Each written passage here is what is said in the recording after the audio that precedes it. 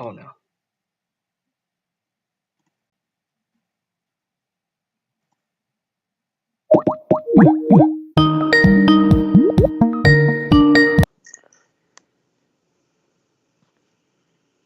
Okay. Yeah. Hello? Hello, Christopher. Yeah, I can hear you. Okay. So, once more, try to get that under control.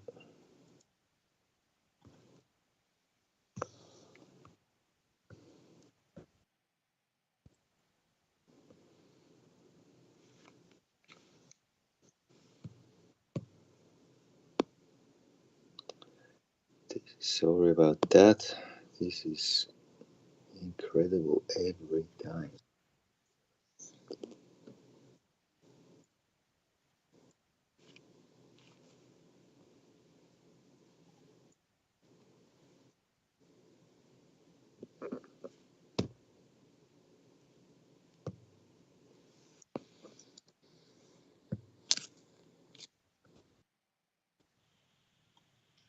All right. Sorry about that. All right. Finally. Okay. So, as we discussed last time, Christopher, we will start today with chapter 7, Matter and Materials. Okay. All right. Okay. And when you hear, excuse me, the word, we start with density. Do what would you say is density? Um, how much mass within a volume? Okay, yeah, very good. Okay, we can use that. That's fine. So when we talk about density, we talk about mass over volume. Do you know the typical letter which is being used for that? Huh? Eventually, typically we have P for pressure, M for mass. Would you know what type of symbol is being used for density? Uh, It's fine. no. Just asking. Okay. Yeah, it's one of those with the Greek letter, and that would be rho. So that's this one. Oh. And hence we say mass over volume. Okay, so when we look at that, what is there for the SI unit? Uh, kg meters, to the power of -3. Yeah, exactly. Very straightforward, actually. Like you said, quite often actually we encounter, of course, to make life a bit more difficult, a different unit of measurement, not the SI unit, of course, but and that is typically gram per cubic centimeter. So that's G. And if we put that in relationship to our typical kilogram per cubic meter, what would be the factor I have to increase one of the sides? So when we say kilogram per cubic meter, in order to make it balanced. Right now it's not balanced. Clearly, I mean, I'm just writing it down. Clearly that is wrong. As a 1 kilogram per cubic meter is not 1 gram, very clearly. But cubic centimeters then, that's the trick. So what do I have to do on either left or right side to make it balanced? Uh, It's merely a trick question, actually. I think Don't it's let... Hmm? 1,000 kilogram Yeah, very cubic good. meters. Yeah, okay, right. Because gram, that's when you think of 1,000 kilogram. What could you say about 1,000 kilogram in another unit of measurement?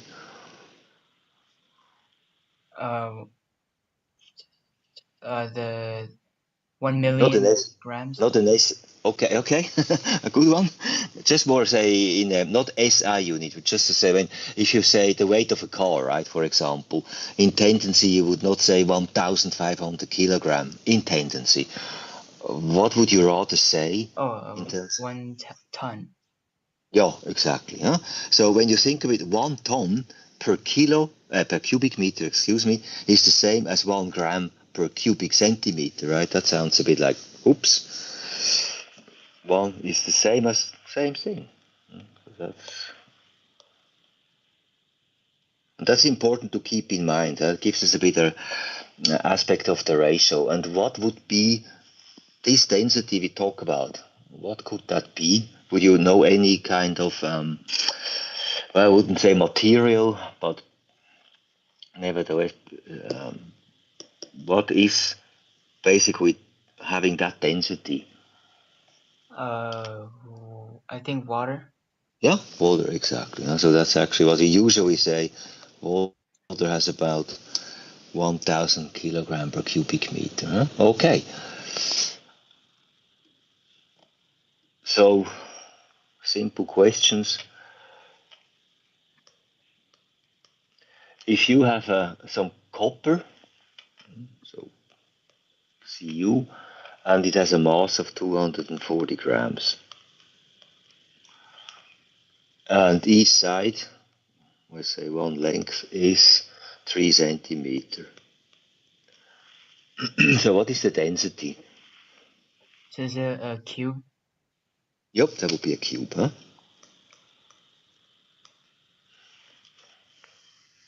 So 27 centimeters cubed. Okay.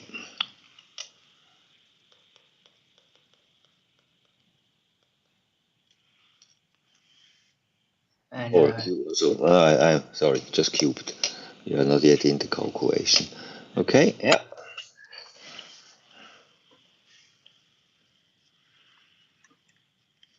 And what would therefore be my density, or the density of that cube of copper? 3 centimeters is quite a tiny piece of metal. 8.89 grams per centimeters cubed. Okay. Yep.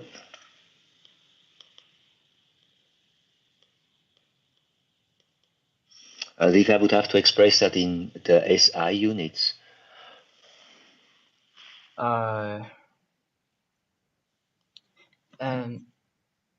If it's three significant figures, then 8,890 kilograms per meter cubed. exactly. Okay. Actually, quite straightforward. Not that special, really. Okay. Good.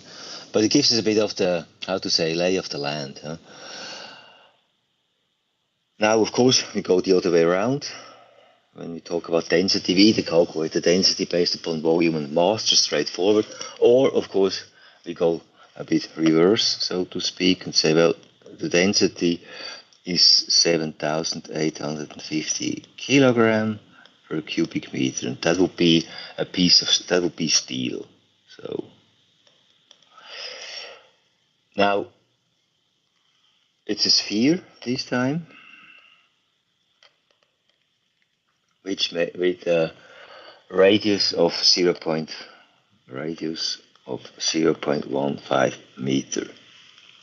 So 15 centimeters sphere. So, and we would like to calculate the mass. So we would like, how do we calculate that?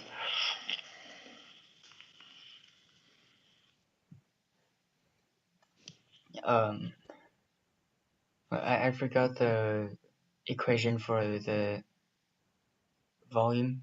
No problem. Yeah, no problem. But usually you can even look that up in a test, so you would not even have to remember that by heart. Important is that you, of course, realize that's what I have to do. Okay, so we have the cube. So radius to the cube and 4/3 of pi. Okay. And now what is my calculation? And not the value I mean, but just the adjusted formula in order to get the mass. The volume in meters cubed times the density. Okay. Let's see.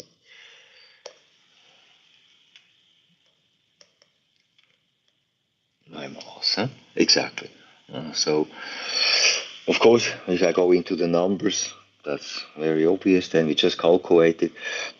We don't do it right now. What would you cross-check before you do the calculation, Chris? When you look at the values you are given, what is this? The unit?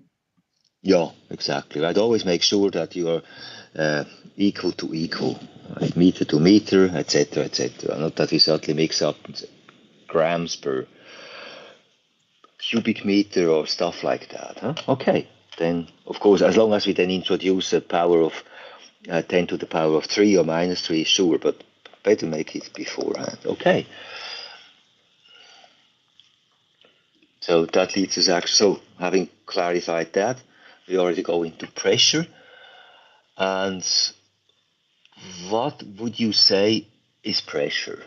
There's a couple of ways you can probably describe that. So just tell me what you think, how you would describe pressure. Force applied per surface area. Okay, interesting. It's close. There's a typical issue we have to deal with, which is fine. So pressure. Let's think of a container, right? And so something very simple. Just think of a cube, and you have something in it, fluid, gas, something like that. And what is happening when, let's take some water into a plastic container. What does happen, physically speaking, when that fluid is inside, that water is inside that plastic container? There is pressure exerted on the wall of the container. Yeah, exactly. On any wall, so to speak. I mean, it's a matter of perspective of what is a wall, right? So to speak. Exactly. Huh? So if you have inside that plastic container now, so we would have exerted some pressure. In which direction would that force go?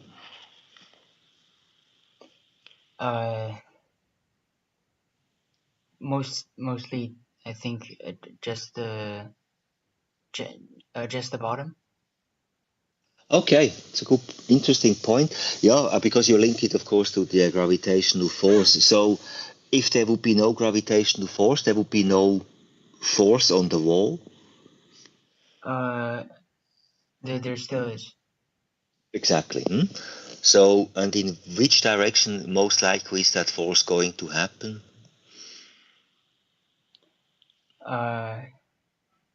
All of the walls. Yeah. I mean, and thinking of our old story of having a surface, having a mass, having the weight force, what do we have in reaction to that? The normal. The normal. Huh? So thinking along that line, same thing happens here. So you always have that liquid is exercising a force as a normal to the surface it's in contact with.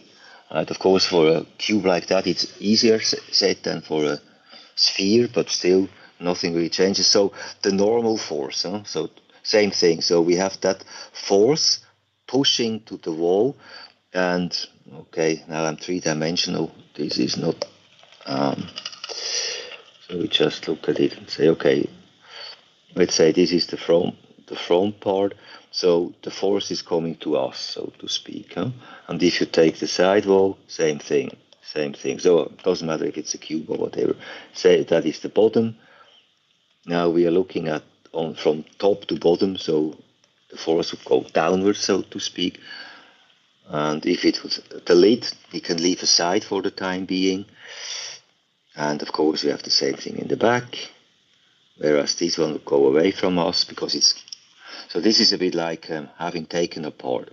So you see what I mean, hopefully. Yeah.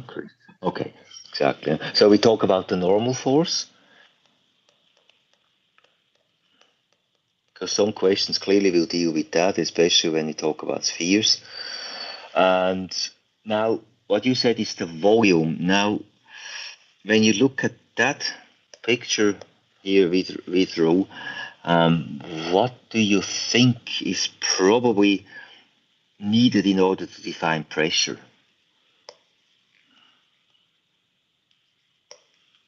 And is it really the volume or the surface area and the force?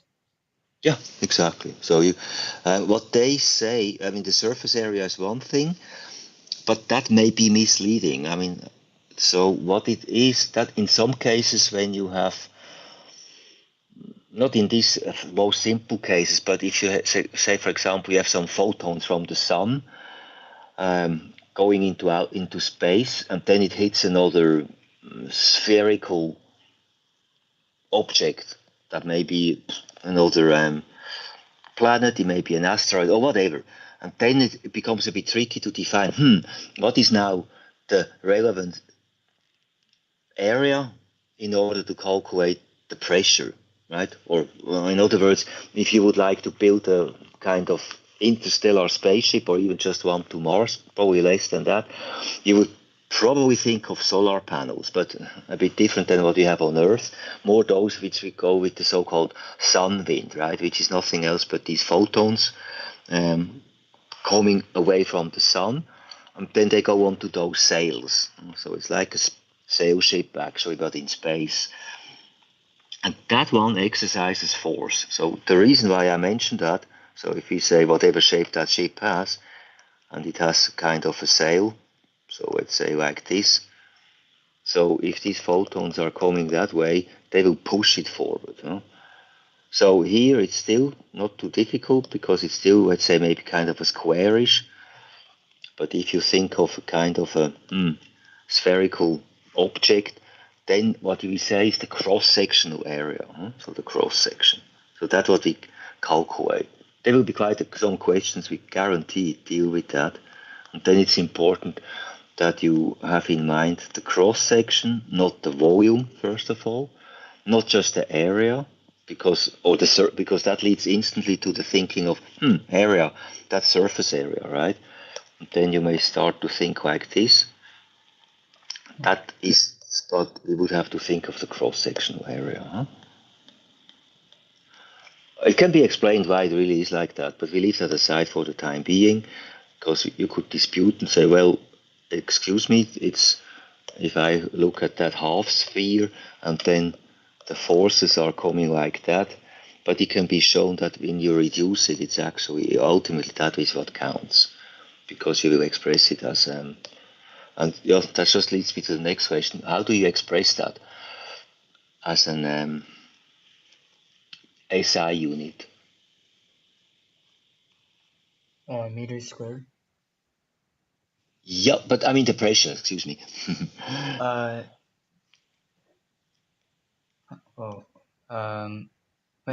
So kg meters per second squared divided by meters squared. Okay, yeah, you're correct. But what would be okay? I said SI, so my bad. You're absolutely correct. What I wanted to say is in the what is the typical unit of measurement? So if you think, it's Newton per meter squared. Yes, exactly. Huh? Right. Squared. So very good what you answered. I actually didn't ask too precisely. Exactly, Newton per meter squared. That's how we usually measure it. And would you know the unit of measurement then for the Newton per meter squared, also for pressure? Because you would quite often not say Newton per meter squared. You would quite often say, let me correct that, sorry. I want to say area here, but that's the point, to keep in mind this is the cross-sectional area. Huh? And how would we call that unit of measurement? Like we call ampere or volt or Newton, like you just said it. How do we typically measure pressure in terms of unit of measurement? Pascal? Yeah, Pascal, very good. Okay, yeah. And of course, that's why I mentioned volt and ampere. It's another gentleman's name, Monsieur Pascal, which is obviously a French. They did a lot of stuff. Used to be, and he's actually first of all a mathematician. So That's why we know Pascal from something else. Have you encountered his name in math eventually already? Pascal's triangle. Yeah, exactly. Exactly. It's coming from there. And it used to be a programming language as well, Pascal. Before Python is actually kind of a further development of Pascal, if you want to say so. There was somewhere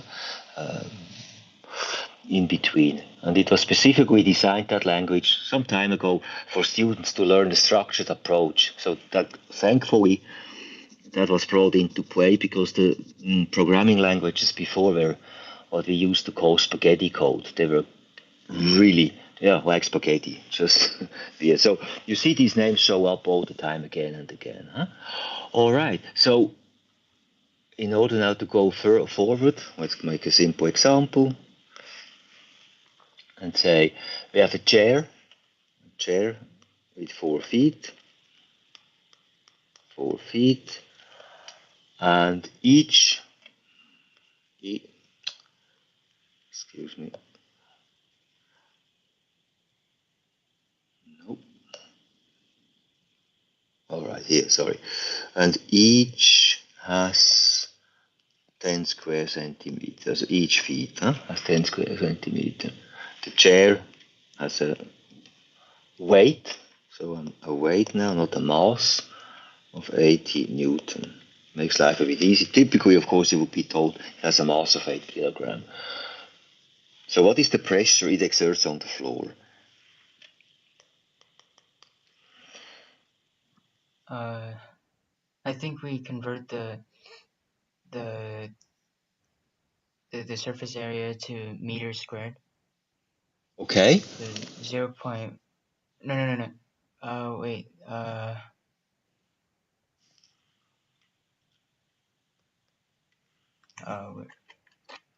Yeah, it's a bit. What is the jump? Huh?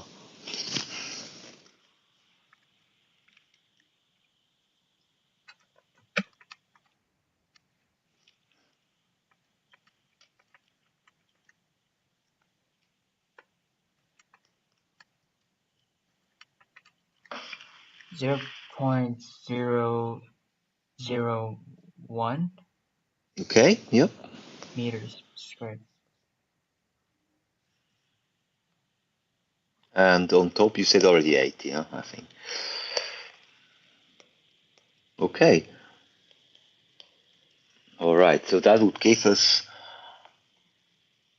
And what is that complete now, or anything I'm missing, or we are missing? I'm not sure if the 4 feet means each feet Mm-hmm. is 10 or it's total of 10. Okay. Yeah, okay, my bad. So when I say this each, that's like the same as the at, but it's quite often used at each, so to speak. Huh? So each is 10 square centimeters. So each feet or each foot. Then it's 0.001 times 4. Okay. Yep. Okay. So it quite often plays with that as well. That, of course, is exactly the reason why it makes sense. I mean, apart from the balancing point, to distribute the force onto the ground and to have less pressure, obviously, on this one.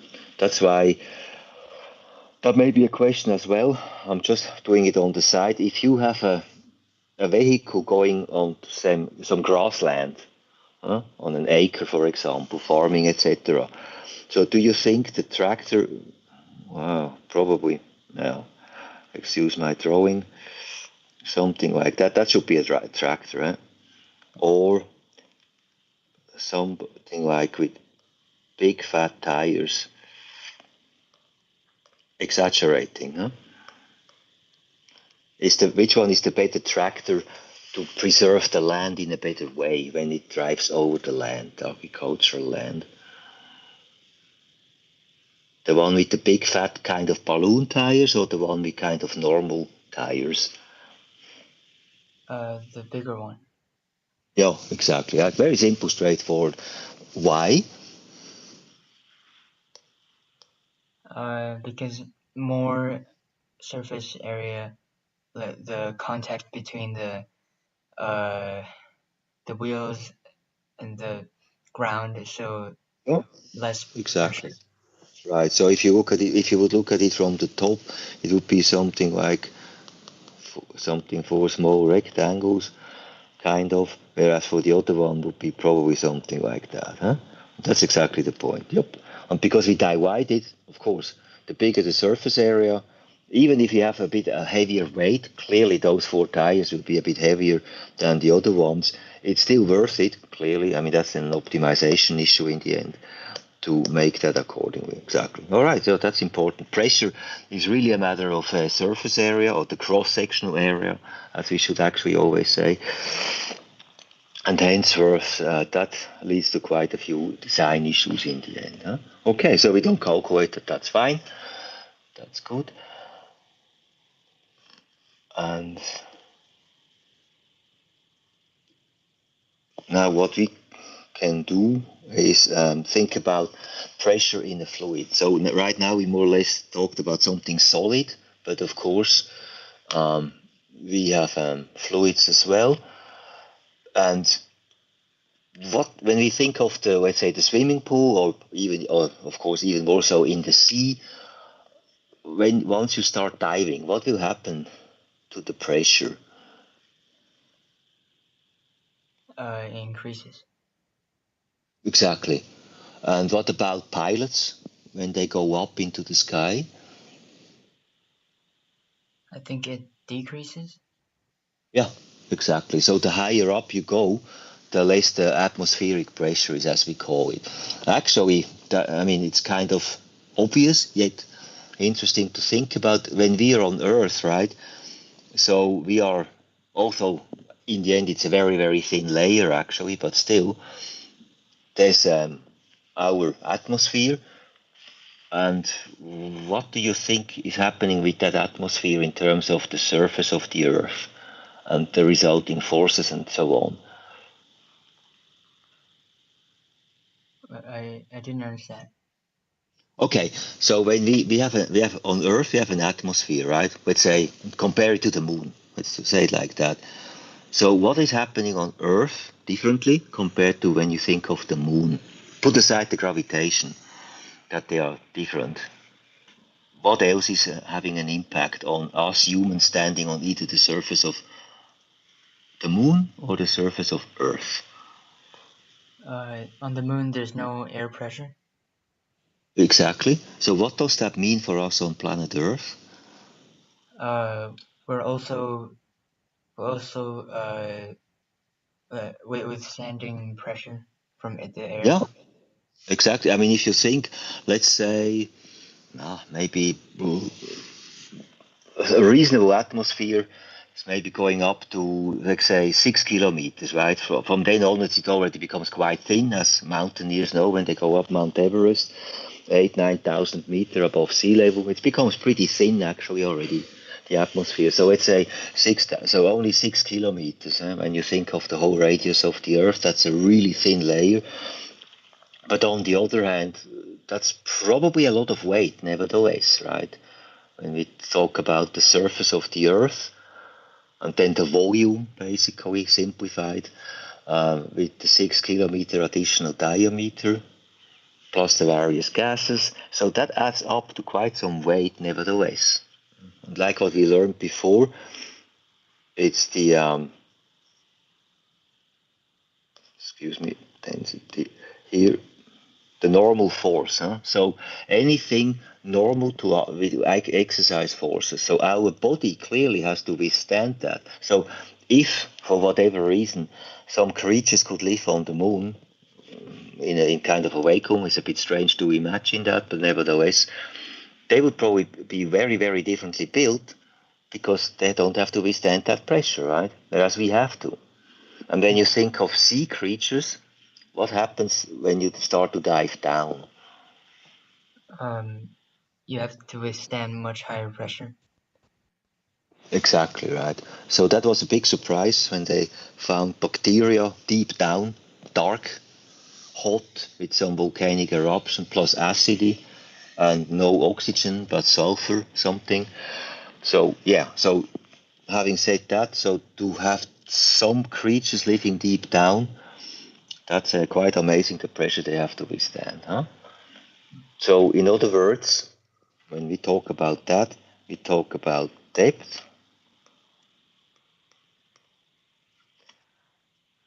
typically h below the surface. Of course, we can go the other way around into the sky, just the opposite, so to speak. Then, of course, we talk about the density. As we talk about C, it's more or less what we just discussed already. And, of course, last but not least, the gravity. That is as well, or as we can call that acceleration, to be very precise, with G.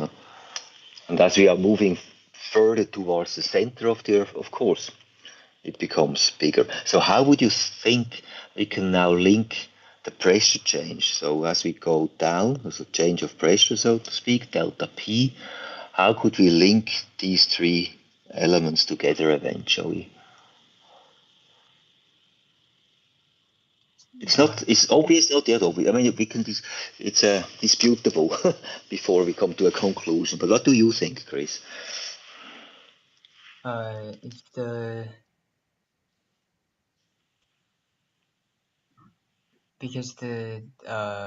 so they times all of it together. Yeah, exactly. No? So we can say, I mean, it doesn't matter with which we start, but typically we start with the density times G times H, or tiny little x. Exactly. So that's an important one to remember. And of course, if we look at the unit of measurements, then it will help us as well to say, well, if the delta P is in the end, it's nothing else, of course, still, but Newton per square meter, just the change. So whatever we do with these three, they have to result in Newton per square meter at the end. And that could be shown. Okay. So that is, and if I go to the next one, so there we have it. And in this case, when you want to say what is, for example, the pressure on its base, right? We could talk about the side pressure, but let's leave that aside right now. Then, of course, we say, well, it's the density, the height, and of course, the bottom surface, so to speak, or area. This one. When we talk about what is the pressure tank of a fish tank, for example. So obviously, if you think of a much higher fish tank, what will happen to the pressure on the bottom of the fish tank?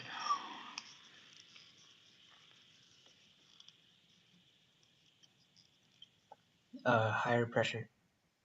Yeah, exactly. The nice thing is about this, it's one of the rare ones where you have a linear relationship. I mean, it's a product, but it's in that regards linear, right? It's not exponential or whatsoever, not by squared or cubed or and so on. So that means exactly. So if I double the height, I double the pressure. Hence linear, right? So that's the beauty of that whole situation, actually. In that sense, it's very straightforward.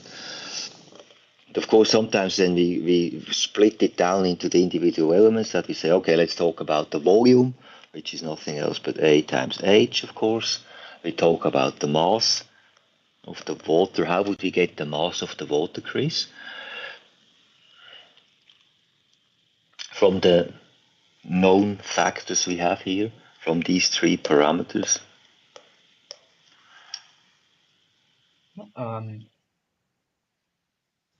One says we have height and area. Yep. So we can find the volume, and we have the density, so we can find the mass. Yes, very good. Exactly. All right. So that's why it may be a question at some point that you have to explain that, right? We start with density times volume.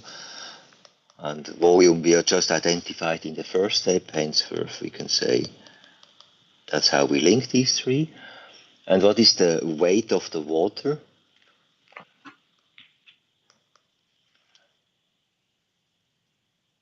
Times the mass times the gravitational field strength. Yeah, exactly. And as we have identified mass, you see that's the reason why we have that in that sequence, of course. So we just multiply the mass which we already had, so just repeating it, A times H, and now we just add the G. Okay, and what about the change in pressure now? If we say delta P,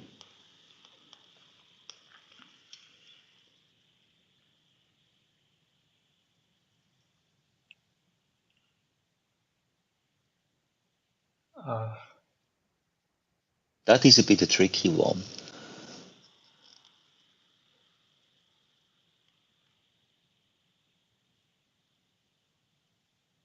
I don't understand, like, what's the change in pressure? Is it the difference between the pressure on top and bottom? That's right. Oh, then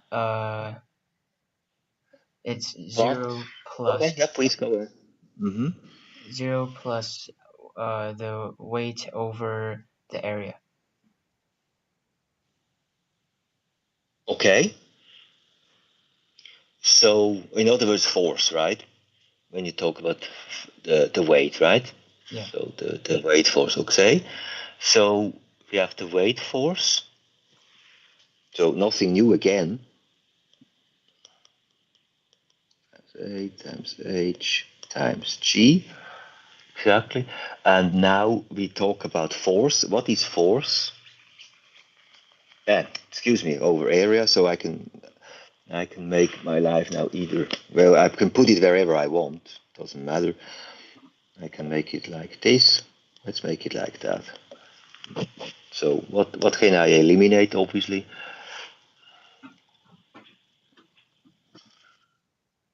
The area. The area, right. It's really playing forward, exactly. And in consequence, of course, we get what we want. Huh? Or same thing. Huh?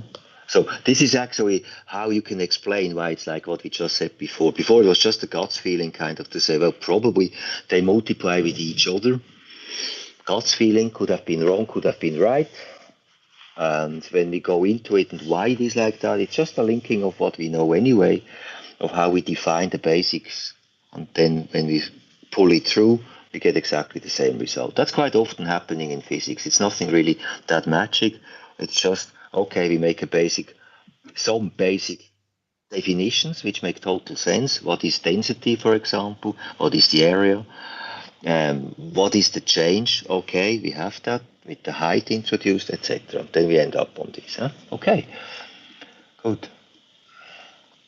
So now with this one, so now it's easy to say what we just said. Now applied a bit in a more complicated case already, apart from just the fish tank. Would you know what's that called? That device? No. Okay, yep, that's fine. That's called a manometer. Okay, and that is to measure the pressure of the gas supply. Huh? So P of the gas, not the gas supply. Okay, so we know what is the pressure. So example, we want to know, well, is the pressure in the gas pipe really enough? That's what it shows here. We have the gas pipe. And is the pressure enough, for example, to transport it over some distance, be that vertical or horizontal? Right now, we just look at it like what it is here.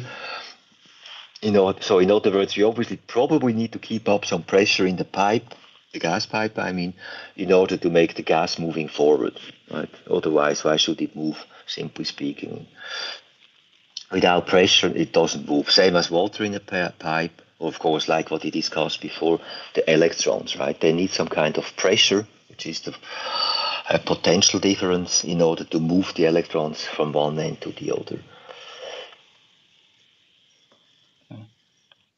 Okay, so now how to utilize that? And now we want to calculate the pressure difference between the gas inside the pipe and the atmospheric pressure. Huh? And you can see something, right? What do you observe here? Chris? What do you see? The pressure of the gas pipe pushes the water down, and on the other side it's going upwards. Yeah, okay, good observation. And how would we utilize that information now in order to calculate our pressure? Or pressure difference, to be very precise.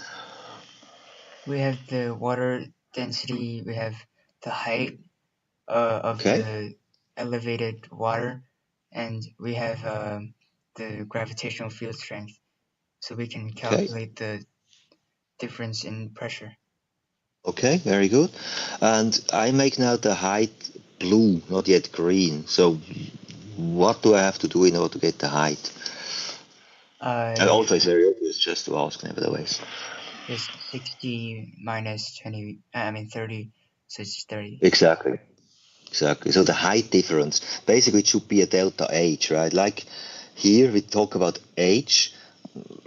Actually, it's really very, very strictly speaking, it's the difference in height which makes the pressure difference, right? So this should be basically a delta H, right?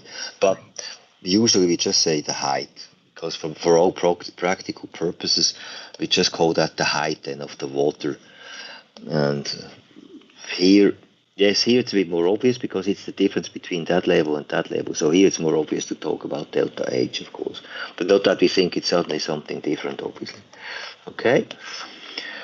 And we call that in centimeters, so it's in centimeters, exactly, okay? All right, so the pressure difference, like you said, let's take it. So, and I should have chosen not that one, the delta, but the rho. All right. Okay, so rho times, well, in any sequence we want, times g times h, huh? And what would that be in numbers, Chris? 1,000 times 9.81 times 0.3. 0.3 exactly. Okay, so we get a number, just write it down, 2,940. And what would be now the unit of measurement? Newtons per meter squared. When we think of pressure, you're right, of course, but how do we express typically pressure or pressure difference? Think of the French gentleman. Pascal. Pascal, exactly. So quite often, of course, we talk then about kilopascal, right? So like 2.9 kilopascal, as usual. Like watt as well, kilowatt, etc. Kilovolt. Depends, of course, on the problem accordingly, which one we are using. Yeah. Okay. So I mean, straightforward again. Just looks a bit complicated at the beginning. Maybe yes, maybe no, whatever. But the key is about just to apply what we know and then go from there. Exactly. All right. Now, this is an interesting one. We have the pressure on the bottom of a swimming pool. It's quite a common one, right? 0.8 meters, so most people can stand, younger kids as well. Still have the head above the water. 2.4, everybody's underwater usually. And you see here, right? Yeah, this is a good one. We have not touched that one before, right?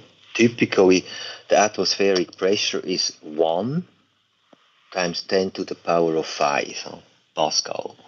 So that is typically the atmospheric pressure. But it varies. So when we talk about weather, there's an area of low pressure coming. What would you then say is then in tendency the atmospheric pressure, below or above 1? Huh? You know, when you hear the weather report, and sometimes they say there's an area of low pressure coming in, something like that. What is that in regards to our atmospheric pressure then? Would it be a bit below 1, also times 10 to the power of 5, or a bit above? Below?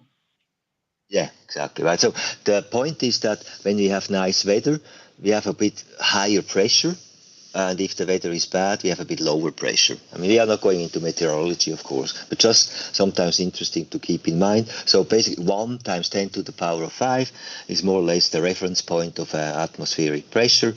Then depending on the weather, it's either a bit below or a bit above. Plus, of course, on which level are we talking about? Am I on sea level or 2,000 meters above sea level? Of course, there's a change as well. But then I still just have to normalize it. Say, okay, on that level, maybe 980 as a 0.98 times 10 to the power 5 is average weather. So if it goes about towards 1, better weather. Whereas on sea level, no, that would 1 would be then the reference point. So we always have to keep those things in mind as well. Everything's relative. Now going back to our pressure problem. So what is the maximum total pressure at the bottom of the swimming pool? We use the pressure of the water at the 2.4 meter depth, and plus the atmospheric pressure. Okay. So how would you calculate that? 2.4 times 9.81 times 1,000.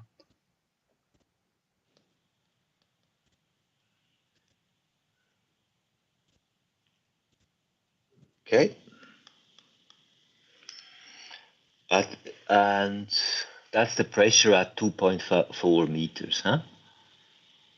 Yeah. Okay, and what about the one with 0.8? How do we have to deal with that?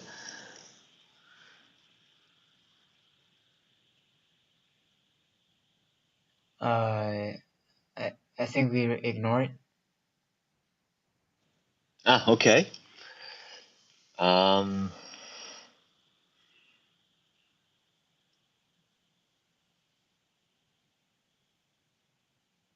Why do you ignore it? Because we're only looking for the maximum. Yes, good one. Okay, yeah, so exactly. So sometimes it's in the details, right, of what gives us an answer. We have to really look at the max. So we can disregard the 0.8. Don't even need to calculate, because why should we? All right. So what is now the total pressure at the bottom of the pool? Say that once more again, please, Chris. The pressure of the water at 2.4 meters of depth plus the atmospheric pressure. Yes, exactly. So P atmosphere plus, let's call that PW, huh? At 2.4, exactly. So that adds up, huh? That's important to remember, that it's not just obviously in the pool and the surface is on the surface, so kind of the water would insulate us. Of course not, but just to say, huh? Okay, good. And now this one, estimate the height of the atmosphere if atmospheric density at the Earth's surface is what we just, like that 101 kilopascal, right? That's 1.29 kilogram per cubic meter.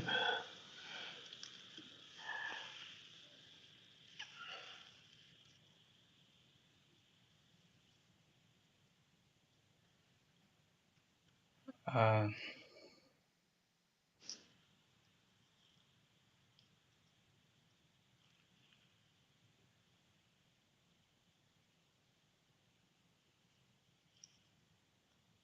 101. Yep.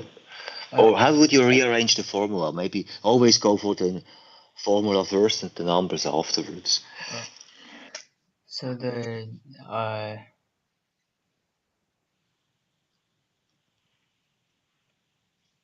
we want the height. So Yep.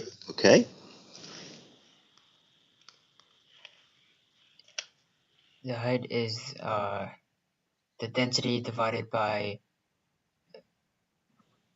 the pressure divided by the density and gravitational field strength. Okay. All right. Yeah. I mean, it's absolutely fine if you just write down the complete, just the standard formula and say, okay, I'm starting from there anyway. So pressure is density times G times H. Henceforth, of course, H is like what you just said, huh? Ensure sometimes as well that we don't make any kind of silly mistakes, so to speak. Okay, now we have pressure.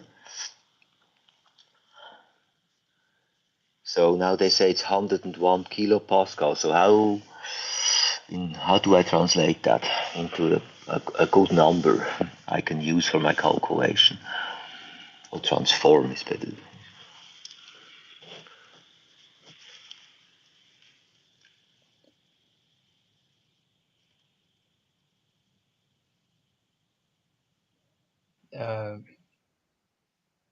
101,000 over 1 point. Okay, what is it? Okay. 1.29, huh? Yeah. Times 9.5. And this one, this one, it's really, so instead of writing 101,000, you can say to the power of 3, or you can say 1.1 as a 1.01. So you can write a bit better. 1.01 times 10 to the power of 5. Why I write it like that is very typical. You see that here in this question, actually. That's how we usually write atmospheric pressure, right? We usually write it as 10 to the power of 5. Oh. So that's, again, it's more like how it's usually done. So, of course, you can say 101,000, or you can say 101 times 10 to the power of 3. It's all correct. It's just more like this is a bit more the way to say it, because if everybody knows it's 10 to the power of 5, then basically I only say 1.01, right? I can, under professionals, you can even skip that because everybody knows you mean it anyway. But in terms of short slang, kind of, they only talk about 0.98, 1.01, stuff like that. And that is, for example, typical for pilots and so on, because they, of course, for them, atmospheric pressure is extremely important for planning the flight path. So they rather talk like what I just said, talk about this part, and leave the 10 to the power of 5 away. Huh? Unless they have some complete different units of measurement, which sometimes is the case as well. Okay, so that gives us, so that gives us the height. If I calculate that all, I get about 7,980 meters. So that's about our 8,000 meters. Huh? Would you remember roughly how tall the highest mountain is on Earth? No. It's about 8,800 something. That would, I mean, it's not Mount Everest. I'm not a mountaineer, so I can't recall. It's one of the tallest. Used to be for some time the tallest, but then they found another one which is a bit higher. Huh? So close to 9,000 meter. That means they're then close to 1,000 meter above the atmosphere, which tells us that they probably above the atmosphere means, of course, there's still some kind of atmosphere. Right? It doesn't stop like a barrier. From here onwards, no more atmosphere. Of course not. It just fizzles out more and more and more. And typically, mountaineers above that 8,000 meters or before already, actually, they usually use oxygen masks in order to climb up to the final top of the mountain. Unless if like at the height of the airplane, is it possible to breathe properly at that height? Let's say cruising altitude is typically 33,000 feet. That's about 11 kilometers. It becomes really difficult, but not impossible. But if you stay for too long there, it may be something, because you may say passengers are not trained, right? I mean, a mountaineer has to be really well trained that he can go above 7,500 meters without the oxygen masks. Only a few can do that, but they train very hard to be in a position to do so. So yes, we could. The problem is the temperature and the pressure change, right? When we fly in an airplane, the we have the cabin, or if you look at it and say this is this is the cut. So basically that's where we sit, kind of something. There are the seats, right? So and that's pressurized inside, clearly here. So there's a pressure difference between the outside and the inside. In order not to make the pressure too big, we are already simulating the pressure inside the cabin on a height of at least 2,000 meters. So you're a bit like on mountain holidays when you fly in the aeroplane for a couple of hours. That's why some people start to get headaches. They're not used to that lower pressure because we are like high up in the mountains, rather high, relatively, 2,000 meters plus. It's between 2 and 2,500 meters high. That's the simulated cabin pressure because they want to lower it. Otherwise, there's too much pressure from the inside to the outside. And that as we are obviously on 10,000 meters or something like that. But the problem is that here, typically it's minus 50 degrees outside. And here it's plus 25 maybe. So we talk about the temperature delta of 70 degrees. And if for whatever reason the airplane would be cracking here and somebody would be exposed instantly, persons won't survive that long. So in tendency, apart from whatever happens with an explosion or I don't know what, that the temperature is more of a problem than the oxygen actually. Oh. So the reason why the oxygen masks are coming out in a plane, if they would ever come out, is more like because there may be some hazardous smoke. It's more for that. So it's less about, of course, if there's a leakage for whatever reason, a small leak, and there's some air going out. So that means oxygen is going out, so oxygen levels drop in the cabin. Yes, of course, then you take on the mask, so to speak, in order to still feel well as the cabin gradually gets depleted of oxygen. That's why the masks are coming down. But it's not as that you could not, and the pilot will in such a moment go down anyway, right? He has to leave the 10,000 meter level. But of course, it's a matter of what winds there are. So it may be more, how to say, is it over open water? Luckily, nothing really happens in very, very, very rare cases, right? So other than that, yeah. So I think over the Golden Week holidays, I think there were 100,000 flights in China alone every day. It's like a number you would not believe somehow, and nothing happens. So the relativity, the probability of something happening is extremely low, but unfortunately, when something happens, it's usually on the fatal side, right? That makes it a bit scary for some people. All right, good question. So now we go to our why do ships float and why don't they sink? It's the opposite of why birds fly, actually, something similar. Not exactly, but similar. So when we go to that principle, why does something float? I mean, it can be maybe why does that piece, for example, not go to the bottom of the water, right?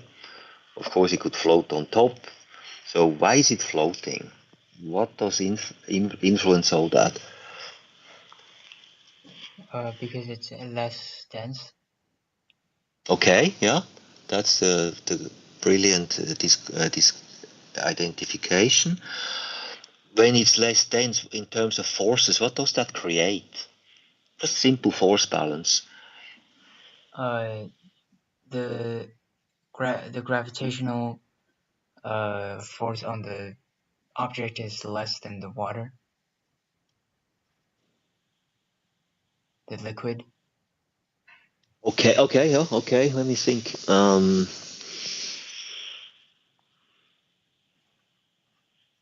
When you think of if there's part of it, I say yes to that.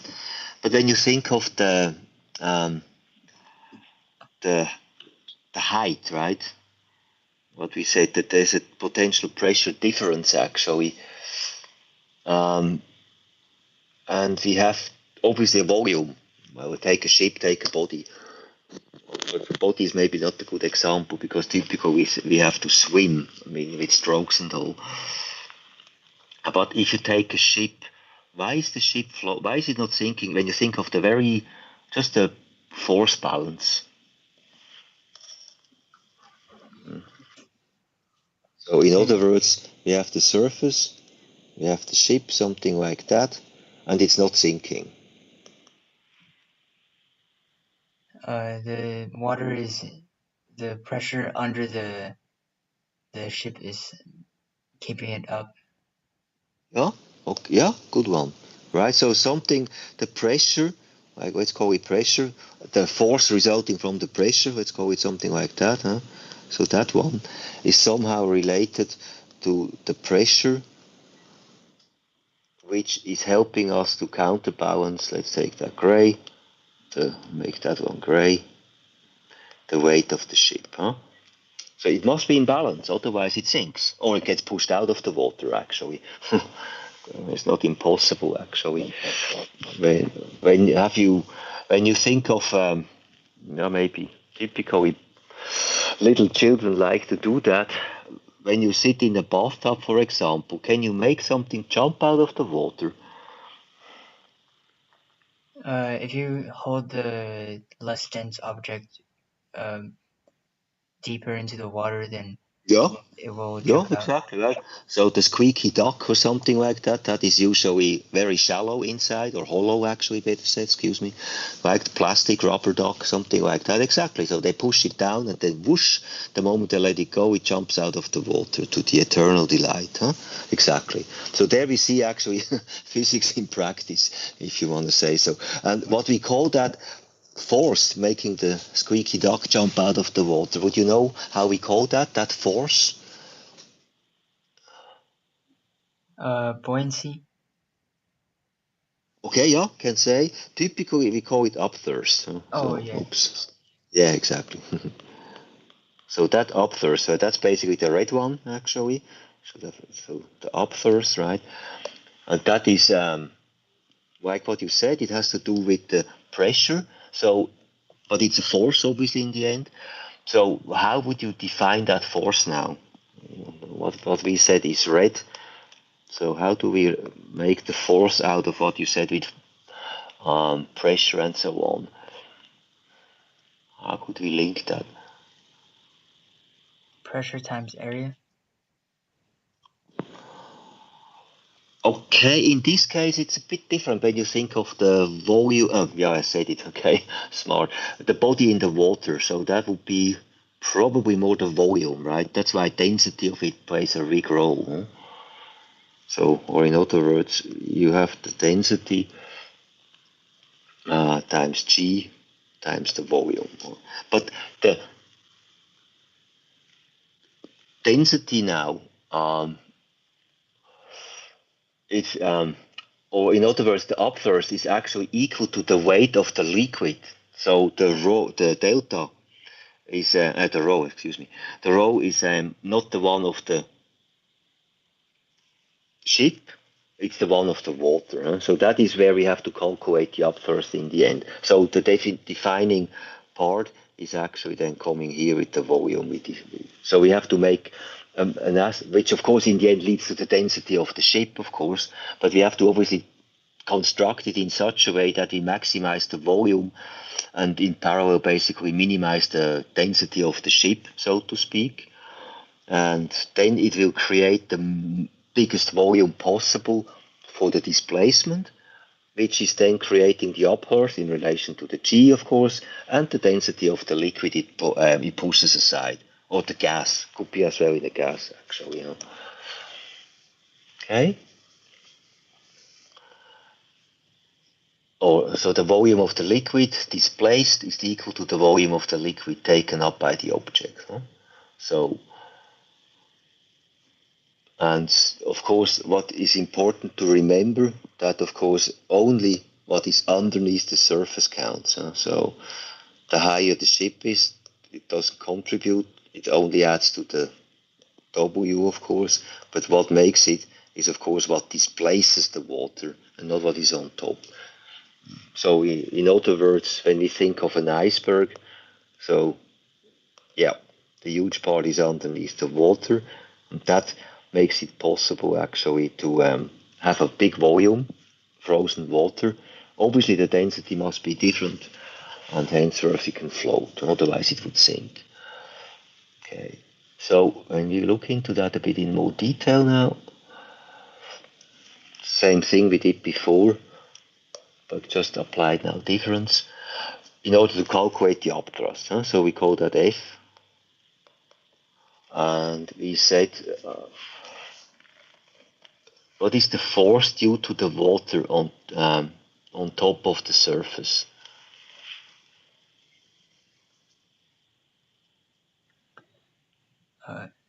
Or on the top surface. I mean, we use that example here. That's the best way to show it. Like partially submerged. That gives us the best way to do the calculation for the basic. Height 1.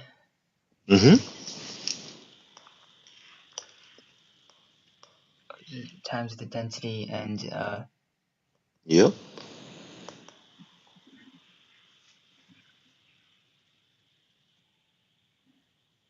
wait, and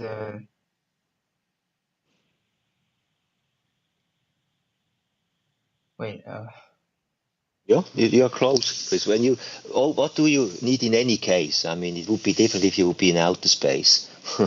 So what do you need anyway? the gravitational potential, no, gravitational Yep. field strength. Exactly. And what else? Because you're not having a force yet, right? Because right now you talk. What is that? What is that representing here, basically? Well, Pressure. yeah, yeah. So what do you need in order to make it a force? Surface area. Okay, as area, huh? Okay. It's the area of the body, but it will you will see that it obviously goes away. So it's not really. We can make some mistakes there. It will. Let's make that F1. Huh? So that's why the force due to water on the top surface. Huh? Okay. Now, what about at the bottom? So anything different? Just. So same thing, right? I just have a different height. Huh? So this time it's H2. Huh? Would you agree? So the force at the bottom, the force at the top.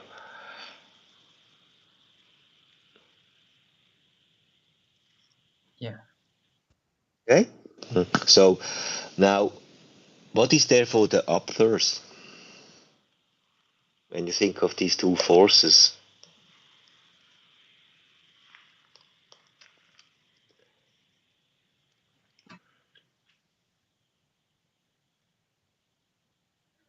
F2 minus F1. yeah, very good, exactly. So we have a delta F actually.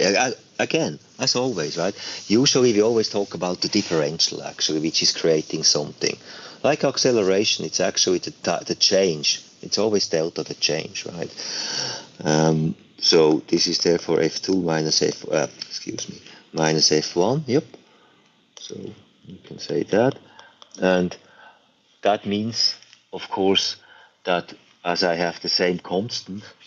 So this goes a bit more into math again, times j, times j times a. I put it here as well. And what is then the differential? I just have where comes the differential into play?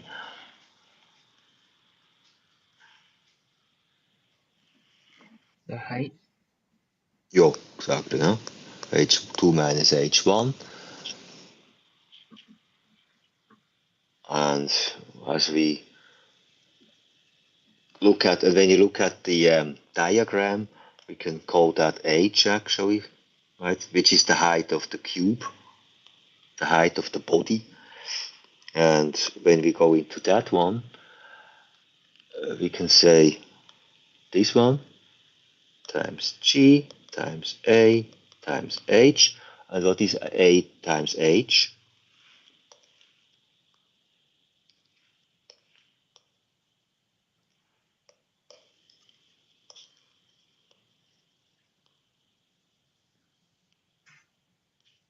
Chris, what is A times h? Volume. Surface times volume, exactly. And hence, surprise, surprise, of course, we come up with this one, huh?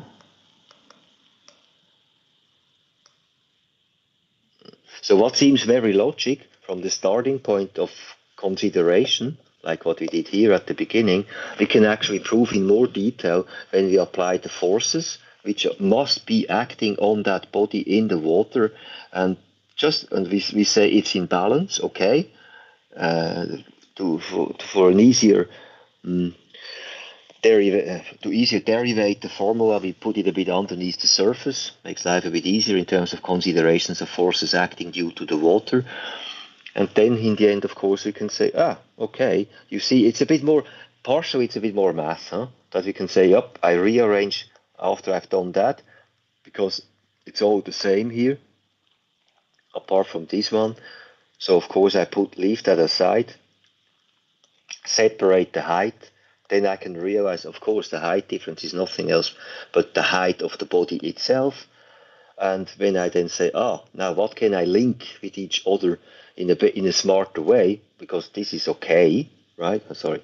So this is okay, but it's not really coming to the point. Something's kind of missing in making it punchy, if you want to say so. Say, okay. And that is partially math, partially physics, right?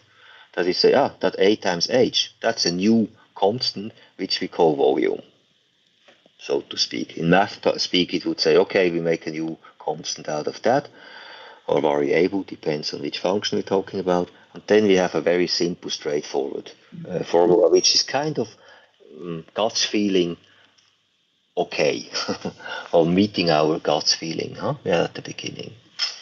Okay? Yeah. All right. Okay, let's do an example where we have that exactly. So a cube makes life a bit easier. We only have to talk about one length.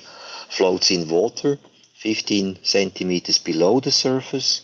The density is as expected 1000 kilogram per cubic meter.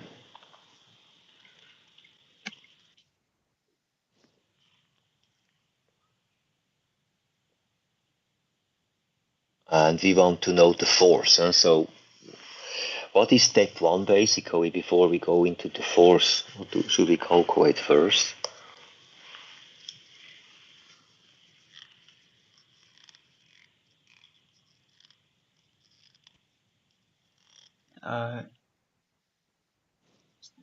We use the height of 0.15. Okay. Yep. Or in which direction are you going now, Chris? What will you calculate with that information? What is the result of what you just started to say? The pressure.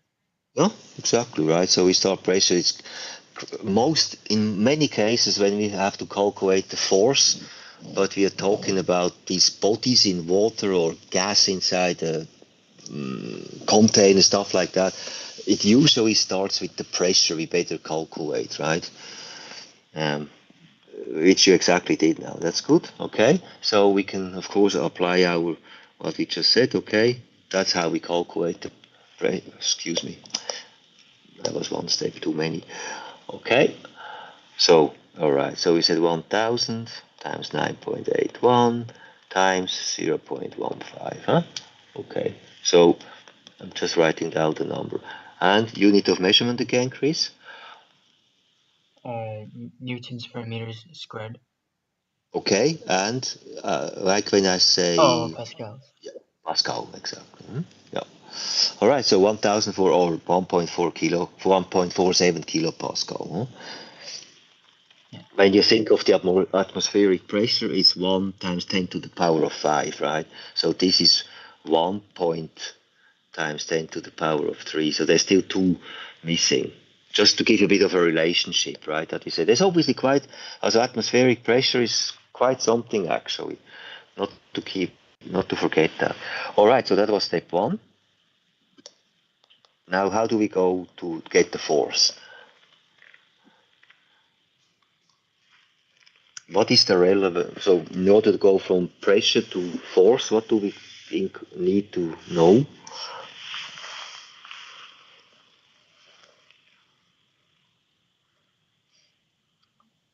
The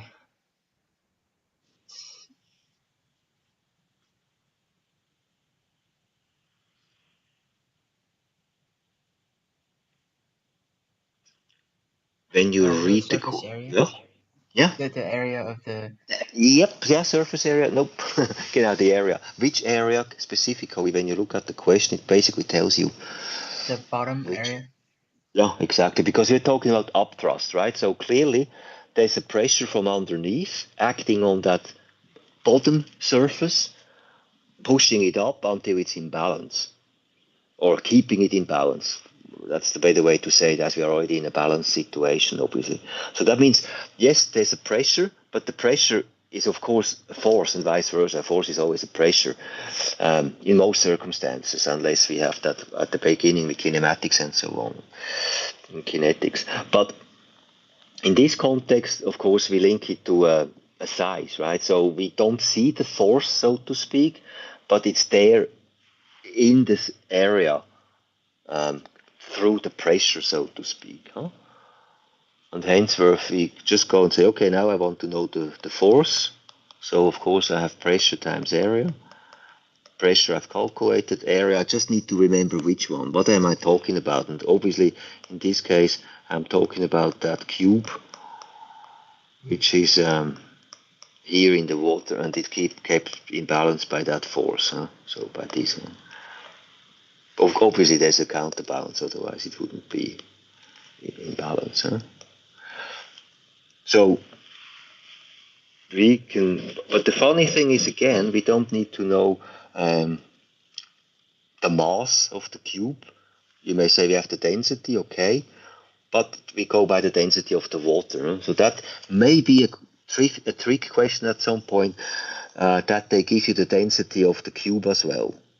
Maybe, and then you are tempted eventually to take the density of the cube, but always remember it's the density of the medium being pushed aside. Huh?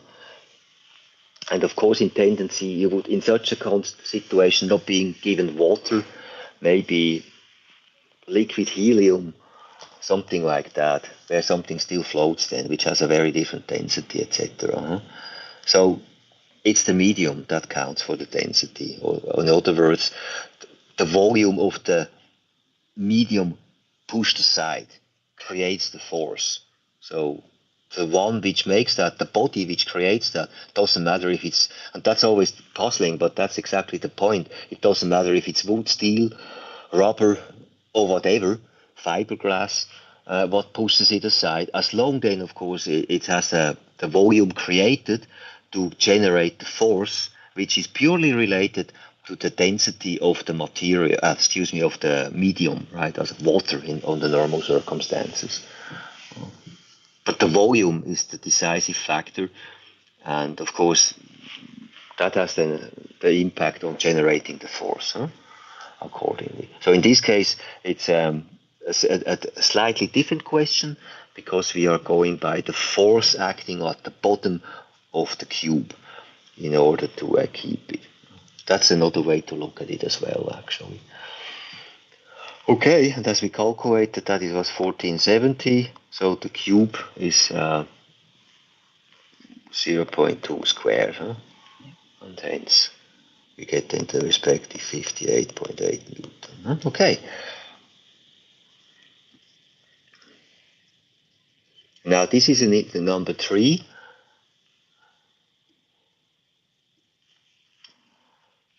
As a mass of 60 gram, 600, excuse me, 600 gram. We have the dimensions, now not the cube. So probably the volume is relevant and not any area. It's hung from a Newton meter. You know what the Newton meter is, right, Chris? Yeah. What does it tell you? The weight. Yes, or maybe to add what word for the weight. I know what you mean. but for complete clarity of purpose, what is the weight? The mass? Exactly, that's why I'm asking. Is it a mass or is it, when you think Newton meter, think Newton meter. What does it show, therefore, if it's a Newton meter? The weight thing. Exactly, as a force, exactly. Right? So when we talk about again our weight, we talk about our mass, right? Because the weight, we would actually need a Newton meter in order to say what is our weight. So we would be a slightly different measurement by stepping into kind of an sling, which is then pulling down on the Newton meter. So we would see, say, 700 Newton or whatever, huh? But not standing on the scale, which is purely obviously the mass, but we call it weight. So that's why I was asking. Okay, so we have a fully submerged, and again there we see a submerged in liquid of density 1,200 kilograms. So it's obviously a bit heavier than water. And what do we have to calculate step by step? First the weight of the block itself, and then Okay. the upthrust from the liquid. Okay. All right. Now the first one, I'll just write it down. So that's 5.9 Newton. Huh? Okay. And then how do I calculate the upthrust?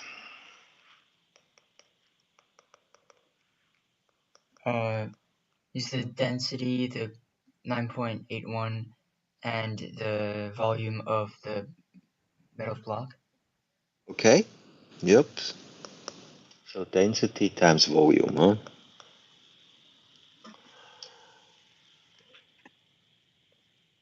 Excuse me. No. No. You said something else. What did you say, Chris? The gravitational field strength. Okay. So upthrust is equal to what? The density, G and V. Okay. So density, G and V. Yeah? Okay. Yep. And delta V as a rho we have. It's given 1,200. We have the G. So I just write down the number. Excuse me. 1,200 times 9.81. And what about the volume?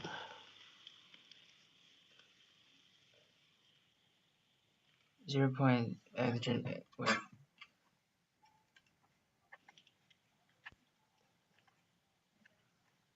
6 times 10 to the power -5. Okay.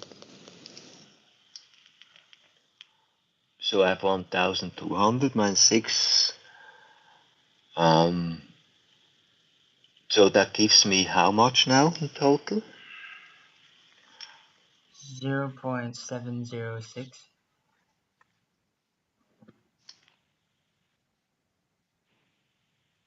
So 1,200 times 6 times 10 to the power of 5, also minus 5, excuse me, times 9.81.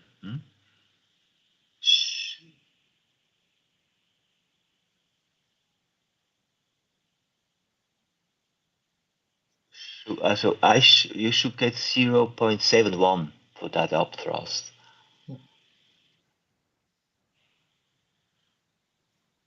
Hmm? Do you get that, or am I? Yeah, I also got it. Okay, all right, okay. 0.71 Newton. Okay, now we have the upthrust. So now, what is the reading? Now that's where it becomes okay. What is happening in the third step? We have the upthrust, and what are we reading from the Newton meter? 5.9 minus 0.71. Okay, yep, very good. Okay, so 5.9 minus 0.71. So that's our F reading, exactly. So the 5.2 Newton. Exactly. So when you look at the mass or the weight of the body, so what can you say when you compare these two values? There's less downwards force because there's an upthrust that cancels out the weight, some of the weight. Yeah, genau. Yeah, exactly. Right? It's pushing it up, right? So that's that's exactly why in the end it floats in the position it is. Huh? Yeah. That's and some things then when we a bit different reasoning, different calculation, but it goes in the same direction when we talk about why is a bird flying. It goes a bit into similar direction actually. It creates an upthrust as well, otherwise it couldn't fly, right? So there must be something similar happening in a bit different way, but so that we can have something pushed up or kept in balance in the air and not falling down despite the gravity. Same principle. It doesn't matter in the end if you are in water. That's just the additional complication, so to speak, of the water, which adds to the weight or the pressure. Actually, seems to be different than from the air. Obviously, otherwise you wouldn't have to bother. And especially because it's coming closer to the center of the Earth. Huh? So the G's, that's what we compensate and keep the G's steady. Okay, we are just coming to the end. What I would do, Chris, I would send you, I send you a couple of questions. This one, question 7, 8, 9, 10. Oh. So then you can, it's basically a nice revision of what we've done today. Huh? Then we continue next time with compression and tensile forces, etc. All right. Okay. Thank you very much. Have a good week and see you next Friday. Huh? All right. See you. Thank you. Thank you. Bye. Oops. Whatever.